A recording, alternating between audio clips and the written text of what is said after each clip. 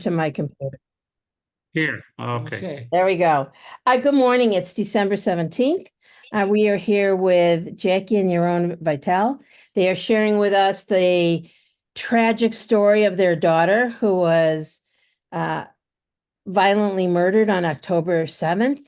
But we want to talk about her legacy. We want to talk about why they moved to Israel. So I'm going to let them tell their story. And I think that I know we'll have some time at the end to ask them stories, but this is a story everyone needs to hear. So go ahead, Jacqui and Yaron. You can start a little bit with, tell us why you, Jacqui's from Ottawa, and Yaron, I'm going to say, is from Israel. And Yes. tell us why you're in Israel. And after a couple minutes, I have a video to show of kibbutz. Okay, I was born in Ottawa, Canada. I first came to Israel when I was 16 on Ramah Seminar, and then that was it. I knew I would be back, and I came a few years later on what you Americans call junior year abroad. I was in the third year of my studies at University of Toronto, so I was in Israel for the year in 74, 75. And went back to Toronto for one more year just to finish my degree, and I made Aliyah when I was 20 years old. I was the first one of all of my friends to make Aliyah. I did it all by myself. The emissary of the Jewish agency did not want to help me because he wanted me to go on a program. And I said, I just want to live in Jerusalem. I know where I'm going. So I just came and I made Aliyah. And I've been here ever since. Except for a 2-year stint, almost 2 years, when we went to Canada and adopted our eldest daughter. And I met Yaron folk dancing. And Yaron will say that he That is the best, that's the best story ever. Yaron's born in Yerushalayim. He's a Yerushalmi. Half Sfaradi, half Temani, Yemenite. Right. We have 4 children and 8 grandchildren. Wow. Wow. Yeah. So I'm going to just share, and this is a video a little bit about kibbutz. לו היינו מגיעים לביקור בקיבוץ חולית 2 קודם, הכל היה נראה אחרת לגמרי. הקיבוץ שממוקם בפתחת שלום היה במצב אנוש. תושבים רבים נטשו, הקופה הלכה והתרוקנה. ואז הם הגיעו, 10 צעירים שכינו את עצמם גרעין שותפים והפכו את כל התמונה.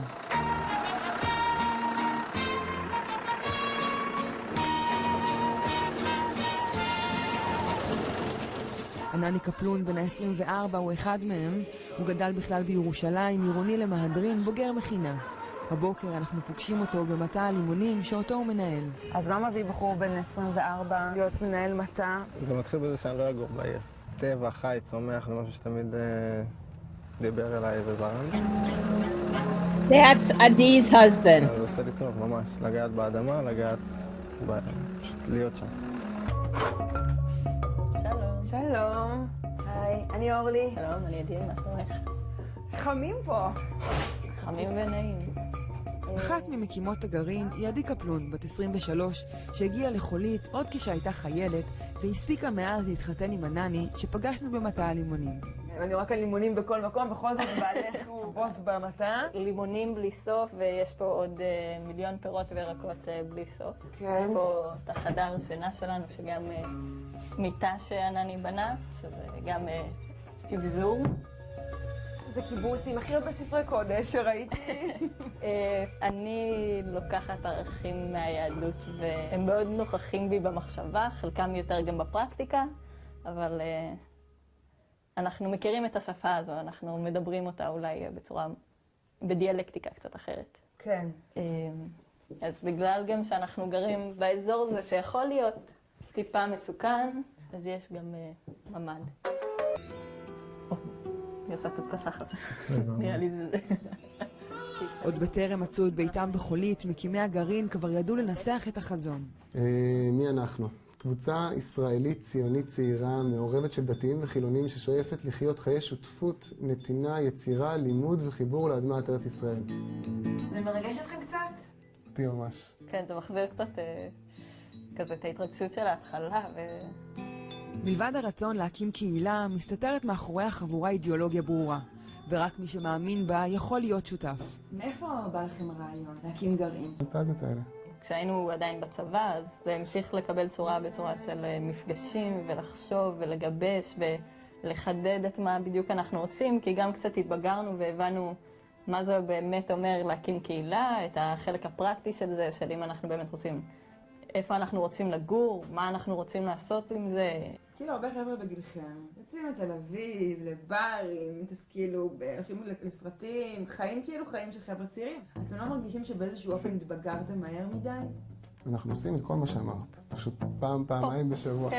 דברים גדולים ביחד. מי שבא לפה, הוא בא לפה להיות שותף. גם הסלוגן עכשיו של הקיבוץ זה כזה, קיבוץ חולית מחפש שותפים. אנחנו מחפשים מישהו שירצה לקחת פה חלק בתנופה. חדשים. מלא ילדים, מלא ילדים. 3 שנים עברו מאז שניסחו עדי, אביעד ושאר חברי גרעין שותפים את המסמך האוטופי, ואולי אפילו נאיבי הזה. היום הם גאים שהצליחו לממש לפחות חלק מהחזון. עוד נצליח לממש עוד כמה דברים, לא יודעת אם את הכל, אבל כמה דברים עוד אנחנו יקרו. מממשים את הרוב. וחלק גדול מהיעדים האלה מראש נבנו כיעדים שנועדו לחיים בשלב היותר מתקדם של משפחות. זאת אומרת, יש פה שאיפה לצורת חיים. זה קטע, כאילו, כי לא הסתכלנו על זה כל כך הרבה זמן, אבל איפה שזה פשוט היה שם.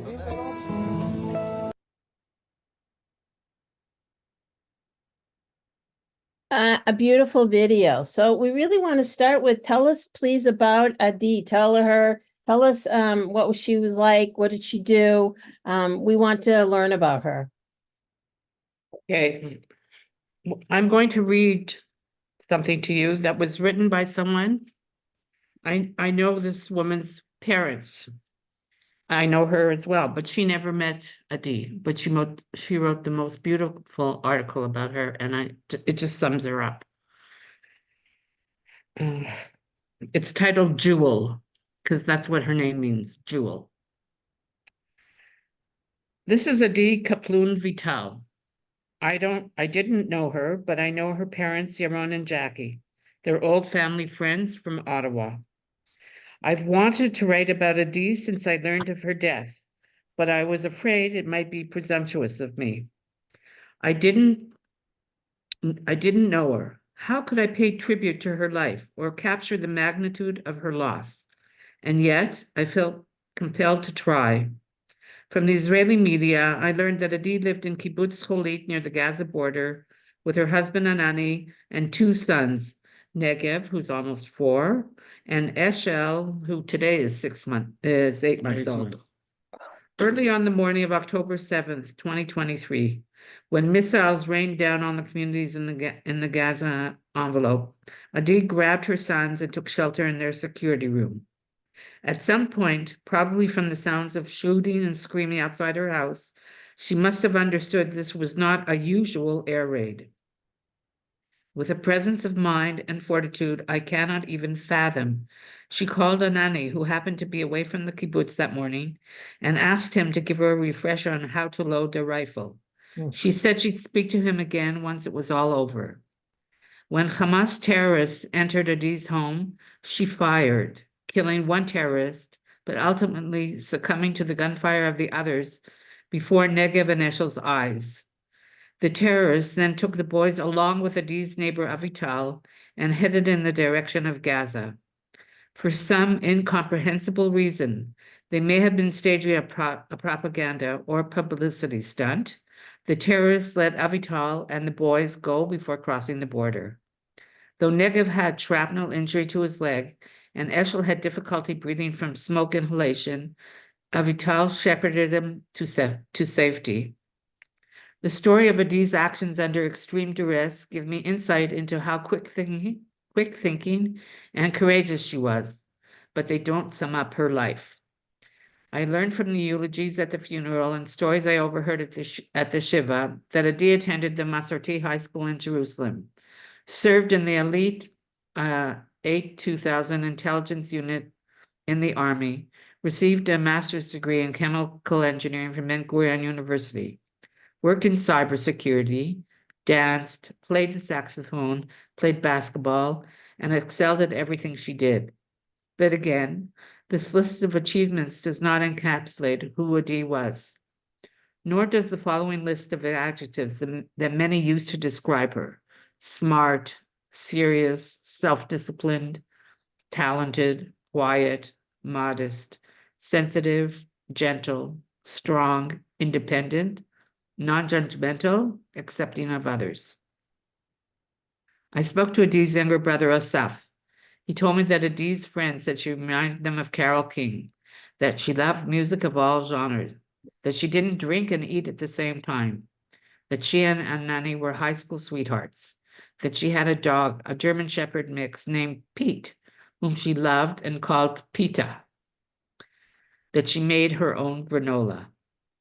Adi's friend Dana told me that Adi loved to run and ran on the road that encircled the kibbutz, that she knew she'd marry Anani when he traveled 3.5 hours each way from his army base to visit her for 2 hours in her pre-army academy, that when she found out she was pregnant with Negev, she was afraid that she might be a bad mother, but was, as it turned out, an exceptionally devoted one, that she loved the quiet desert landscape. Dana described her as a ma'ayan, a spring of water, quiet and deep, with hidden and surprising corners. When I asked Dana if there was anything in particular that lingered in her memories of Adi, she said, her eyes, their loving, joyful expression. I searched for more descriptions of Adi, scrolling through the Facebook pages of her family and friends. I contemplated calling her husband Anani and her sisters Ayala and Liat. But at some point, I stopped. I understood I couldn't capture Adi in 5 or even 700 words. I couldn't even capture one of her hidden, surprising corners. All I can hope to convey is that Adi was extraordinary, that her life was full and rich and bursting with promise, that she was precious, like her name, which means jewel, that she loved and was loved, and that her death has left a gaping hole in the hearts of everyone who knew her. That's my Adi. She was a superstar. Yeah, so beautiful.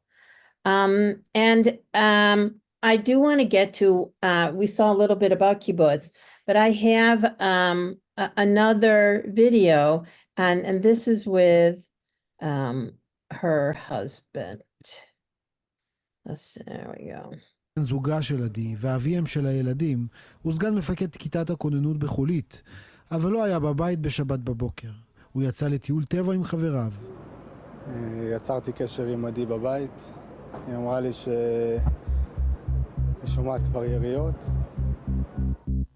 המחבלים עוברים בית וטובחים באנשים, ובשלב מסוים מגיעים לביתם. עדי שמבינה שיש סכנה ממשית לילדיה, יודעת שבכספת שבבית יש רובה M16, אבל היא צריכה רענון כדי להבין איך להשתמש בו. בקור רוח ששמעו רק לגיבורים, היא מחייגת לענני, מבקשת הנחיות, ויוצאת להגן על המשפחה. ביקשה שאני תזכר אותה ככה, בקצרה, מחסנית, נצרה. אמרה שנדבר אחר כך, שיגמר. הייתה עם הילדים בממ"ד, ולא דיברנו מאז. עדי מצליחה לחסל מחבל אחד שנכנס לביתה. מספר שהגיעו חיילים רעים הביתה עם מקדחות, וקדחו את כל הבית. אבא אומר לי, חייבים לשפץ. גם לאמא הייתה מקדחה. הם רצו לקדוח באשל ואמא לא נתנה להם. היא אמרה לנו שנזכור שהיא הכי אוהבת אותנו בעולם, ואז היא הלכה. ככה, ואז היא הלכה. בעצם אז חשבנו בעצם 4 ימים חשבנו שהיא הלכה. היא הלכה כמו כולם, כמו הרבה לפחות, לכיוון הרצועה. ירון, אביה של עדי, נמצא במושב, מטרים ספורים בלבד, מהבית שבו היא מנהלת קרב על חייה וחיי ילדיה. התקשרתי לבת שלי, והיא אומרת לי, אבא, יש שיגורים, תכנס מיד לממ"ד. ביקשתי אישור לבוא אליה, היא, אתה יודע, עם הנחרצות שלה ועם הטון לא. לא, אבא, אתה נשאר בדירה הזאת, לא יוצא, סוף פסוק, ונתקע גם את הטלפון, שאני לא אנסה לשכנע אותה.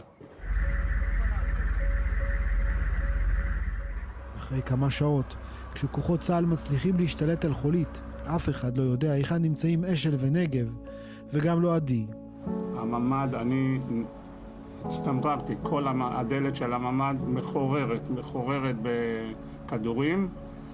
החיילים אומרים לי שאני אבדוק, שאני אחפש בבית, ואני גם שואל את ענני איפה לחפש. הוא אמר לי כל מיני מקומות מסתור, שהוא יכול להיות שהיא תתחבא. היא לא הייתה באף מקום מסתור. מגיע לבית, תוך כדי שיחה, הוא אומר לי שאין אף אחד בבית, הם אינם. ענני כבר התכונן לגרוע מכל, וחשב שילדיו נחטפו לעזה. גררו אותם זוועות מסע שאף אחד לא אמור לעבור לתוך הרצועה, ומשם בעצם שחררו אותם, את אביטל ואת שני הילדים, נגב ואשל.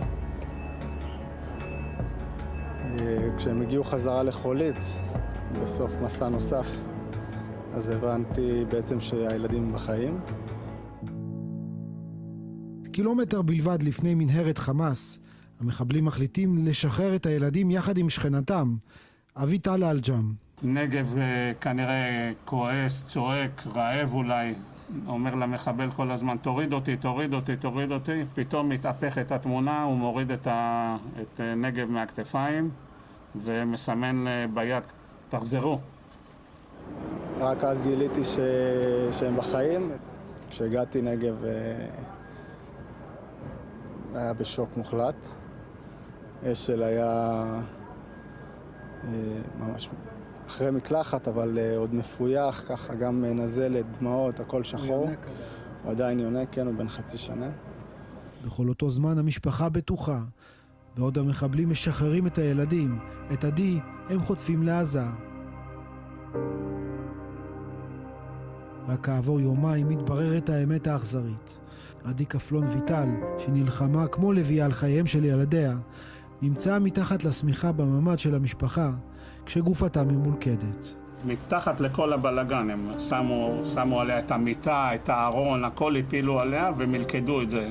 אז הודיעו לנו ביום שלישי רק שנמצאה הגופה. היית בטוח שהיא חטופה? לגמרי, לגמרי, כי אין ילדים גם, אין ילדים, אני לא רואה סימנים של דם. הכל היה מתחת לכאוס הזה בממ"ד.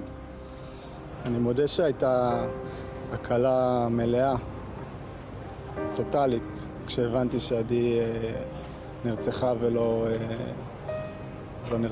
ולא בעצם נחטפה. הקלה? הקלה, מוחלטת. קברנו אותה, אנחנו יודעים איפה היא, אני לא צריך לדאוג. אני מדאג לילדים, אני לא צריך לדאוג לעדי גם, שאני לא יודע בכלל איפה היא, אבל שלם עם המצב.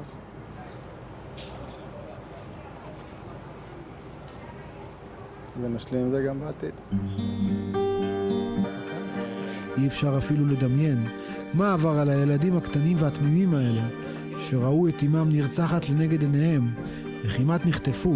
המשפחה מנסה להישאר מאוחדת, להקל את מה שקרה ולשמור על נגב ואשל. אתה מוכן לנסוע, המפקד? אפשר? לסגור את הדלת? יוצאים. יוצאים.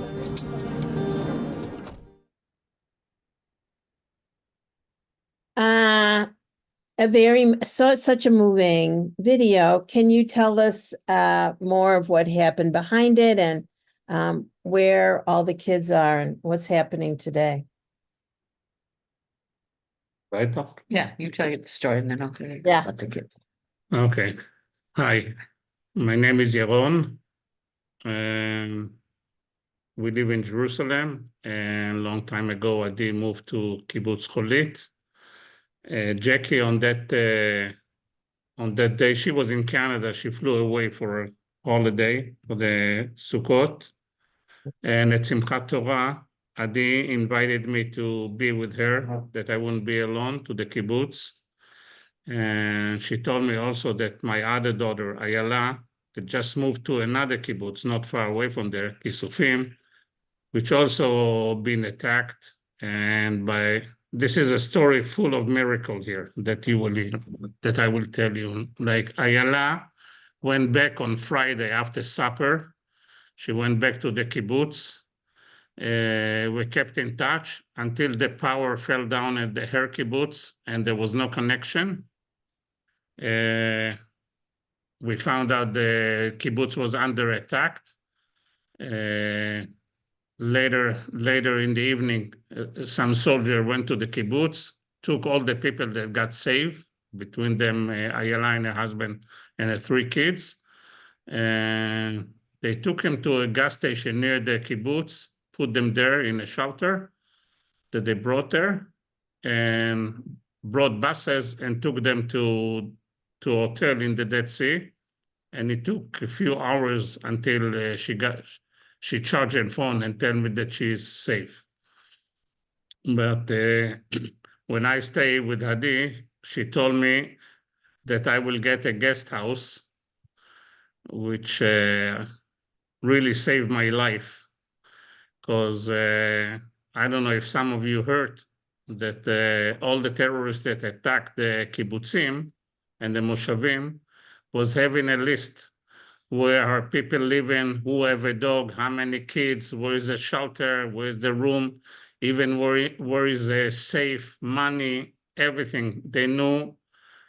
The one that got killed, they had in their bag lots of paper, map, list. They knew everything. The apartment that I was there wasn't on their list, so I stayed there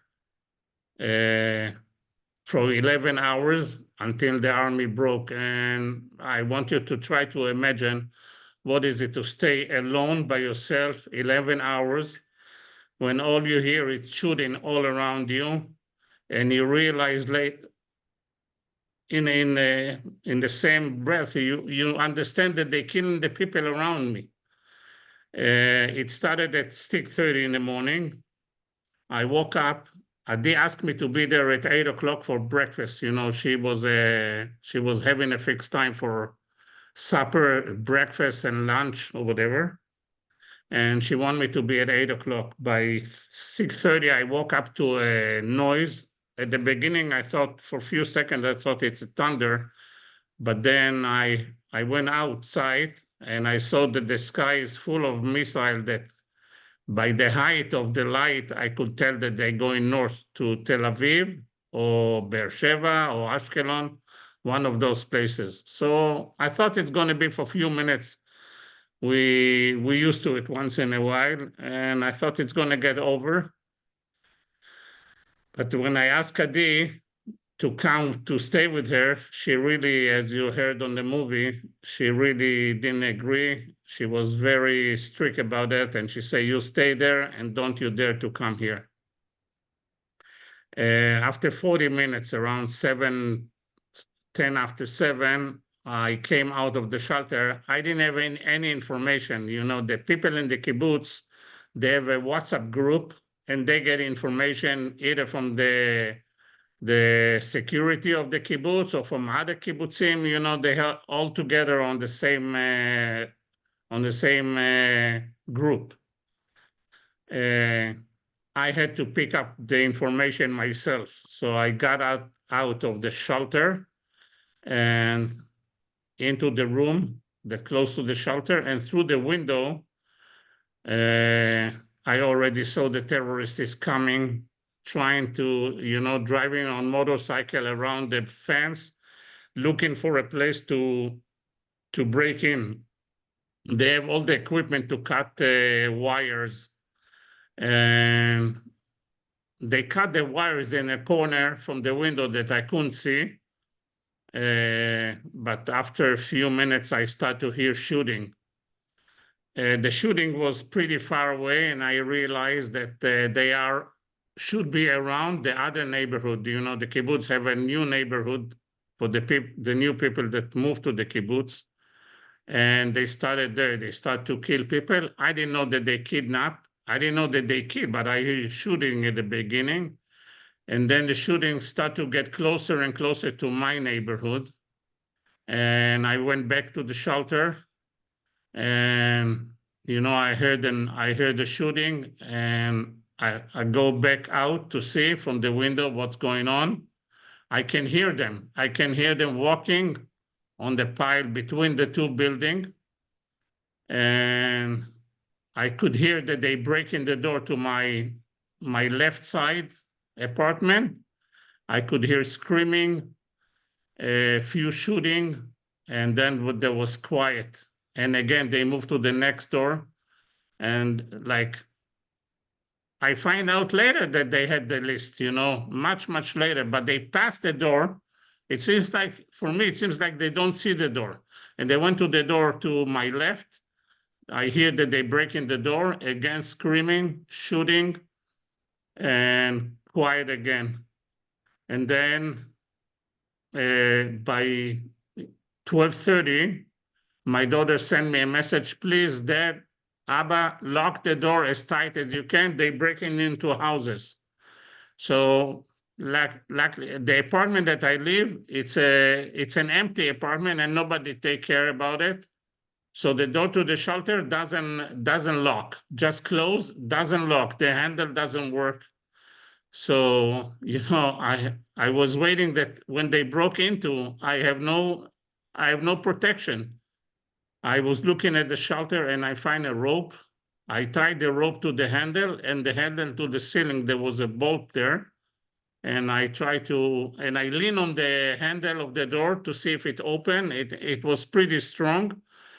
It's given me kind of a relief that I'm pretty safe, like really safe, when she told me to lock the door, so I did that. And few minutes after, I start to hear the shooting, and it was a longer shoot than most of the houses. And there was no answer. I called her, and there was no answer. And Anani called me and asked me what's going on, and I say it's terrible here. I don't hear anything from Adi. Do you hear anything? Because I know every time she called him or he called her, she will answer him. And she says she doesn't answer me anymore, and I'm worried. I say I'm worried too, and I don't know what to tell you. By 5:30, after 11 hours, I heard my door is getting broken. I didn't know who is it, but I had a feeling, it's only a feeling, that after 11 hours, because I want to tell you something. I was serving at that area for 24 years when I was on a reserve in the army.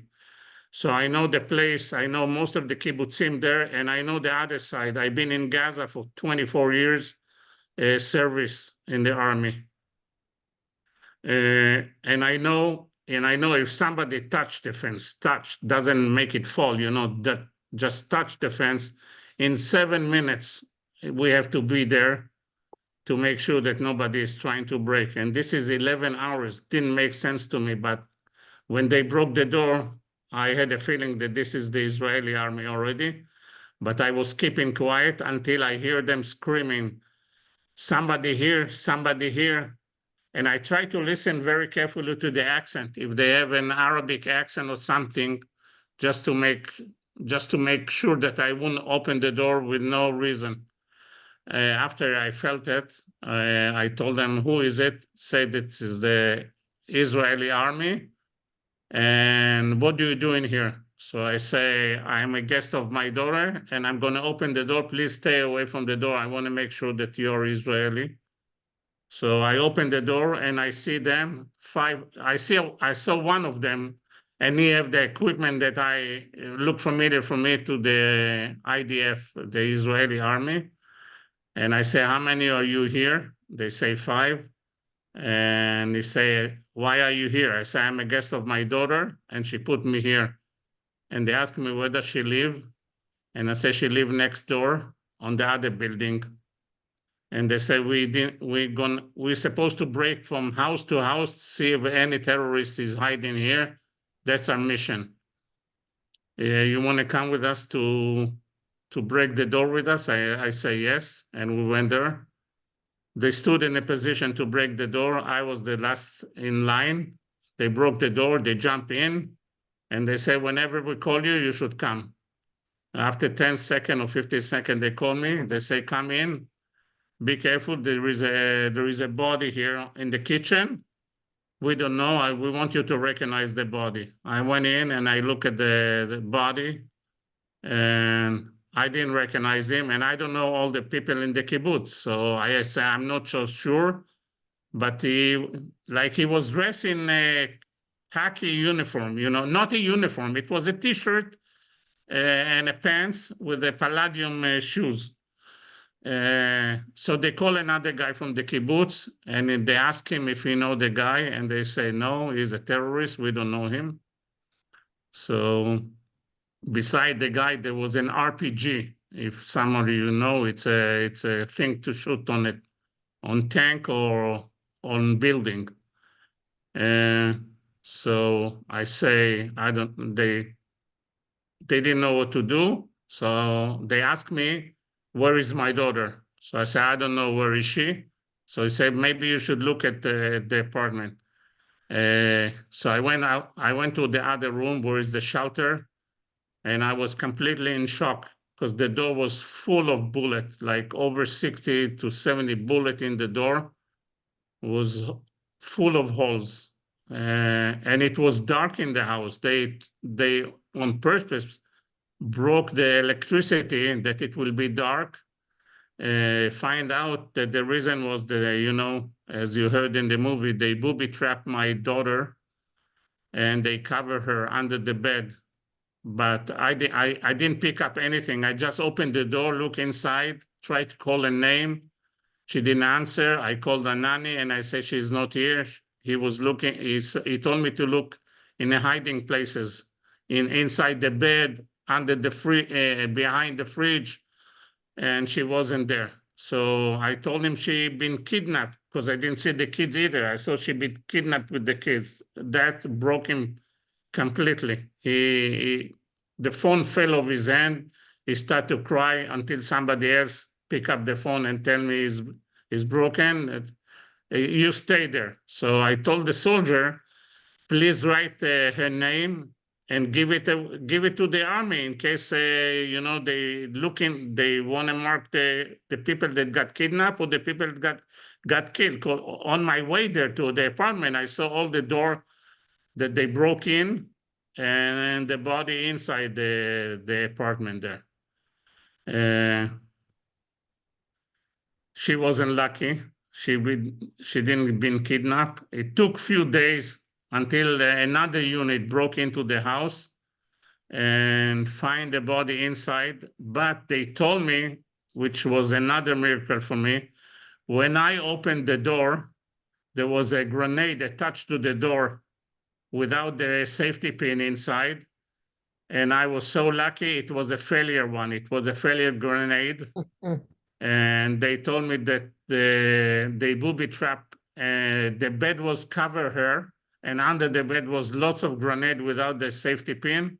So the unit saw the grenade and they realized that might be more. They went outside, they broke the outside window and they saw part of a body and they dragged it very carefully outside. And then another unit went in and I don't know how did they remove all the but that's their job to do that. I was waiting. Anani's friend told me to stay there and they might be coming and pick me up. It was already after 6 o'clock and I was waiting and nothing happened. They couldn't drive. The road was full of terrorists. And I thought to myself that I'm not staying in this. I don't have a safe room anymore to stay. Everything is broken. Everything is with the bodies around.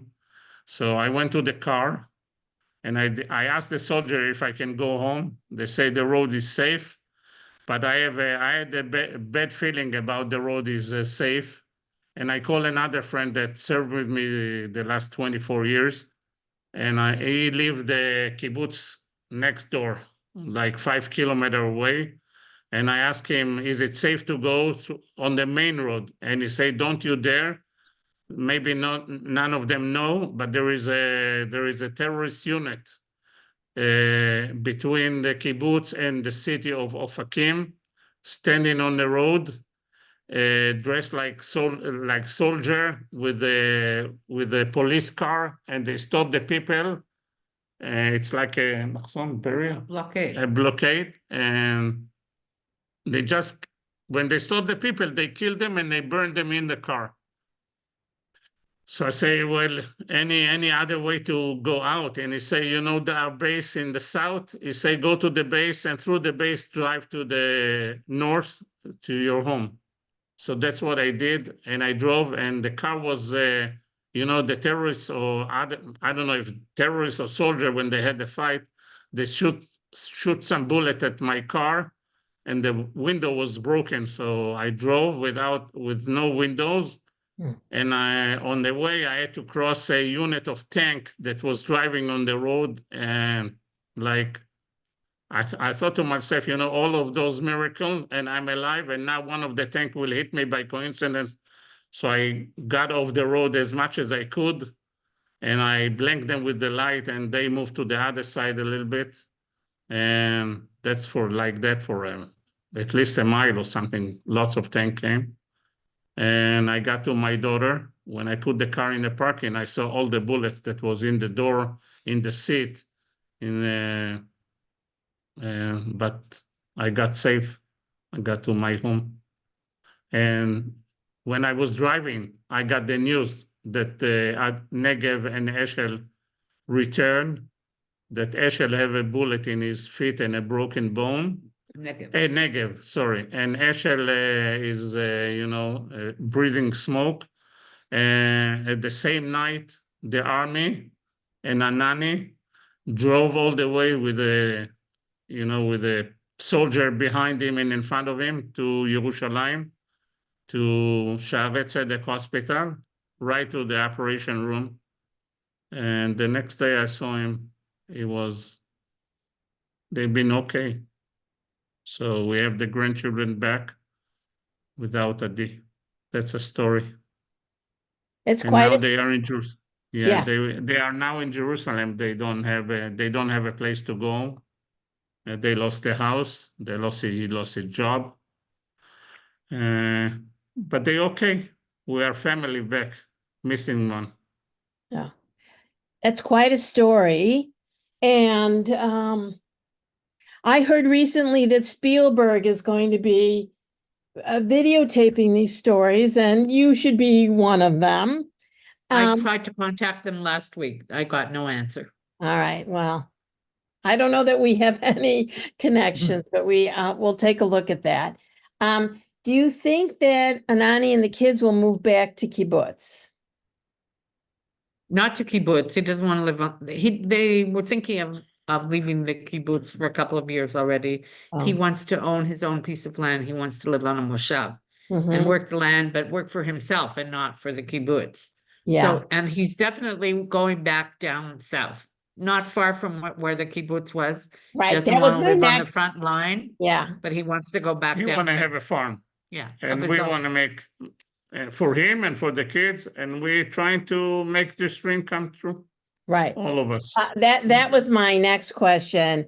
Look, it's a beautiful area. I've been there, and I can certainly understand, but after what we've seen, do you think any of these kibbutzim are going to be able to come back and have people there? And Most of the people say that they're They wanna going go back. back. They want to go back. They want, as much as you see on the news or something, they want the promise that it will be different from now. Because as you told, it's a beautiful area. It's nice. It's now supposed to be, I don't know how many of you know, it's called Darom Adom. All the flower are... In February, the flower in English, I think it's called anemone. It looks like a poppy, and everywhere in the Gaza area. right. And lots of people are coming, and Red flowers everywhere. It's like a all carpet of red. flowers. all It's red, all all beautiful, red. red and green and beautiful. And people ride a bike There is a path for bike and a path to walk. Beautiful place. Mhm. Beautiful place. When it's all over, I'm invited all of you to see, honestly. Listen, Adi we'd like always- to come. No. Adi always said that 97% of the time it was the Garden of Eden, and 3% it wasn't. Yeah. Yeah. So when it was Um, quiet, it's beautiful. Yeah. Can you tell us a little bit about what's going on in Israel now and how things have changed since October 7th? Well, first, the war didn't finish. It's still there. We had another over 100 people are kidnapped there, and there's kind of pressure. It seems like the time is going out, for those people. Running out of time. Running out of time. And there's lots of pressure, especially from the families of the kidnapped people. And as if you hear news, we're losing some soldier every time because, the Gaza, I assume none of them I don't know for sure. None of you been in Gaza. Listen, if you go to Gaza, honestly, I have to say some good things about the place.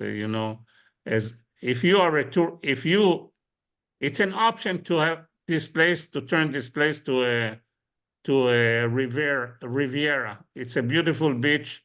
It's a beautiful ocean. It clean, more clean than Yeah. other places. It was. You don't It know where. was. You It don't know was. where. Yeah, I say it was. As a child, we used to go there, do shopping there. We had a different life with them, and now it's different. We saw another face of those people that are. Some people call them animals. Some people call them monster. It's like it's uncapturable. I wouldn't tell you even story unless you saw. But what did they do there to the people? But we hope it will change and the place will be different. Because from all of the bad things, something happened to the Israeli people. They became united. You could see the beautiful faces of people. You should see how many people are listening to our story or to other stories, not just our story. How many people try to help each other.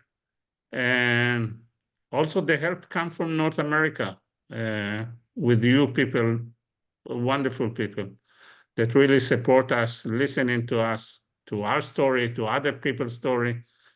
We are very sorry that that's what happened, to have this reason to unite our Jewish people. Yeah. I hope it will change from now. I want to tell you though that this country is right now up north, nobody lives there, evacuated. Yeah. Down south, evacuated. Nobody lives there. So everybody's concentrated in the middle. All the hotels in Jerusalem, evacuees. All the hotels in Tiberias, wherever there's room for evacuees, The that's Dead where the Sea. people are. Yeah. The Dead Sea. Our daughter's been living in A lot. Eilat, but our other daughter that was evacuated from Kisufim, they've lived for 2 months now in a hotel room with 3 little children. It's and they don't know when they're leaving or where they're leaving to. But if you're in Jerusalem, I say personally, it's like La La Land, because people still go to coffee places and they go shopping and there's traffic jams and as if life goes on, but every day there's a funeral of some soldier that was killed or so there's funerals all the time. The news is on 24/7. It's only news. There's almost only news. Maybe at 10 o'clock at night they'll put on an hour or something a little bit lighter. Comfort. Yeah, music or something, but most of the time it's news. And nobody knows when it's going to end. Nobody knows. And even if it does end, then what? That's the big question. What happens the day after? That's the big thing they're talking about now. What happens the day after? Because all those people that do want to move back, they won't move back unless they know for sure that Yeah. it's going to be safe. Yeah. They just won't. I- And the people that from up north are waiting for Israel to start a proper war with Lebanon. They said we can't go back. They're shooting at us. They're shooting at people in their fields. The farmers that dare to go into their fields. Yeah. So it's not safe on either side. It's really not good. You may not have the answer to this. How do you think they had, I had never heard that they had a list of where everybody lived on kibbutz and they were going, you know, where they knew where everything was. How did that type of leak happen? How did it happen that they have all the Yeah. information?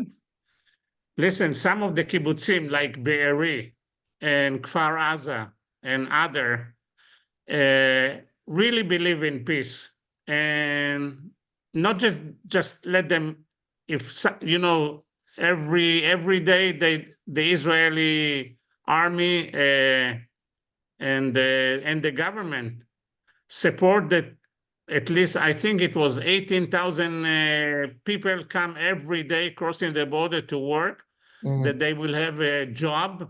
Yeah. And, you know, everybody believes that if you have a job and you're busy to work with working and you get a salary, your mind is not your mind is different, you know, you think different. You want your job, you don't think about terror.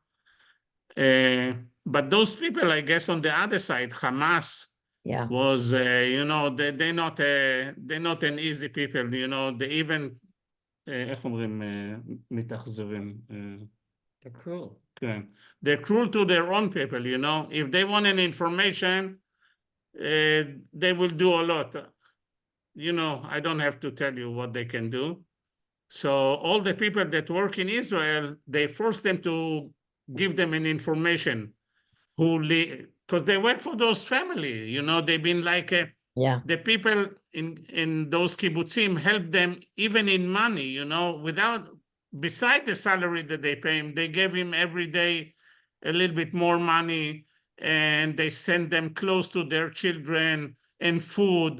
And every time some of them needed a medicine or a treat by a doctor, they took them to the hospital. They bought special car, even like an ambulance, to move them from the border to the hospital in Israel, like in Beersheba or things like that. They really helped them. And they believe in peace. They believe that one day it will change. The people in Gaza will do a revolution and make the Hamas fall down because of the help. But eventually they betrayed us. They betrayed the people that helped them. They gave the information, all the houses. I can give you one example. One of the lady she was cleaning the house of one of the kibbutzim, and her husband was working on the field.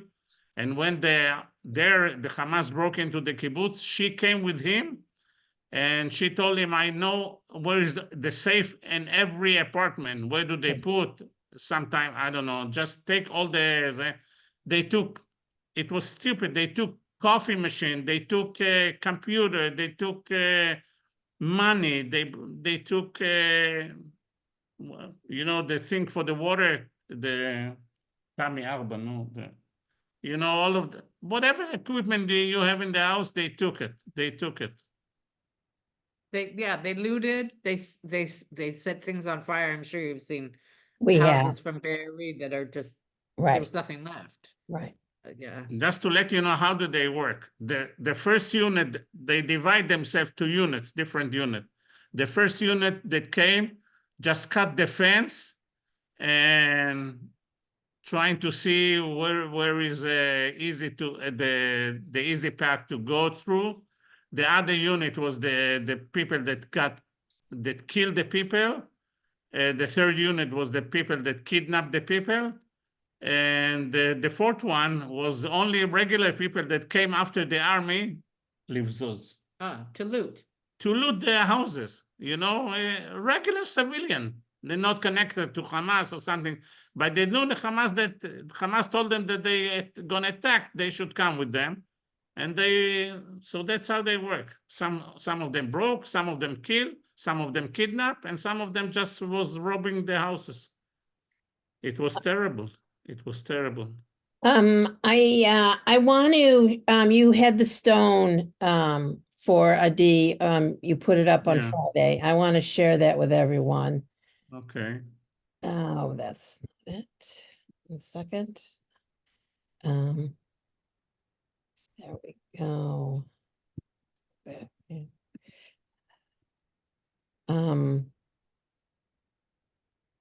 And I want to read the poem, Okay. which Adi wrote in July.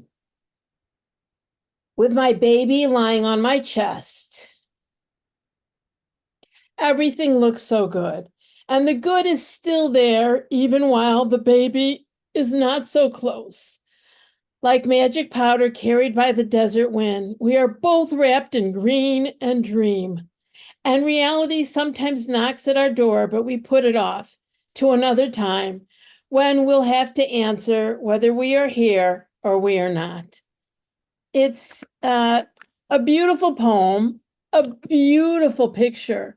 Can you tell us where this is? Yeah, this is in Eretz HaChaim near Bet Shemesh.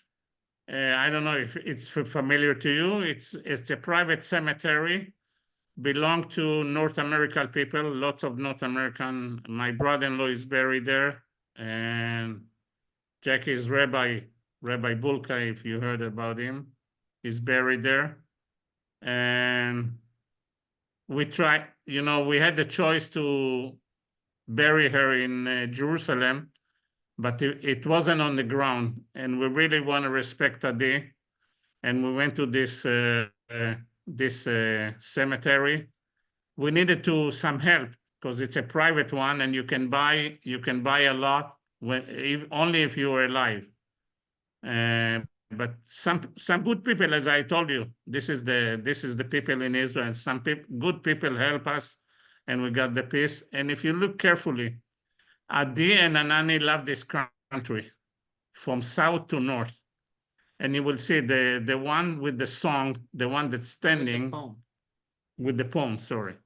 The one that's standing, it's a desert stone. And the one that lie down, it's from the north. It's, you know? Basalt. Basalt, that exists in the Golan height. So like it say that Adi and Anani love this country from south to north. And if you look carefully at the stone that's standing, try to imagine the map of Israel. The map, the one on the side, it's like the corner of Haifa, and the one on the top is the border between Israel and Lebanon and Syria. And it's ended like a flame of a candle. So it tells some stories, map, candle, and those two stones. And once we saw it, we thought it's really Adi. It's like pop. When we went to choose the stone, it like the stone was there, and when we went by, and right away, all of us. They didn't cut it. That's the way we found it. They didn't cut the stone. That's how it came. It's so beautiful. So beautiful and so meaningful. I know that you have another couple minutes. I did have one question here, which I think I could answer, but why don't the Palestinians stand up to Hamas? למה הרשות לא עומדת מול חמאס? הרשות? It's very hard to tell, like when Hamas took over Gaza, if you look at the history and you look at the time when there was the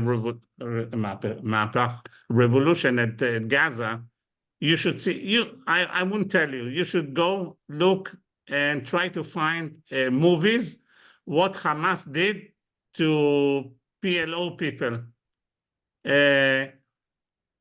It was the same thing that they did here.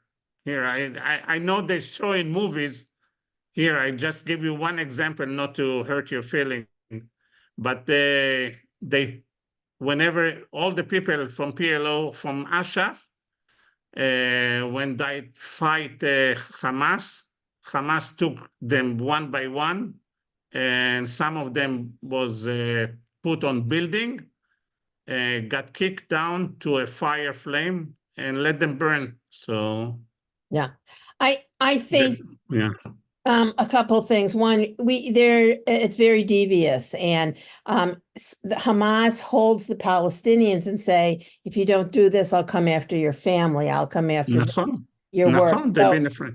It's not Dugri. It's not straightforward. Before I go on, I have a link in the chat, and this is for Adi, and it's can you tell us a little bit about Gears?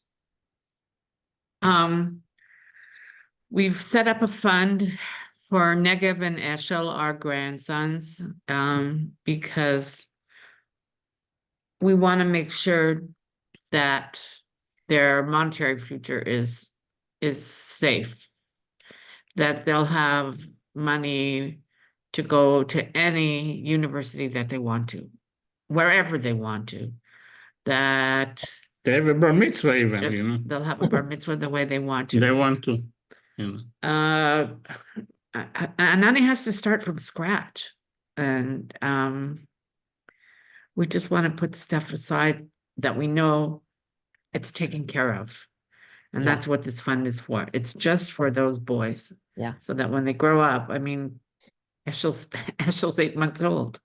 Negev next month in a few weeks he'll be 4, and they've got their whole life ahead of them, Yeah. and we want them to have a good life. Yeah. Absolutely. That's what it's for. To make sure that they have all the things that they want.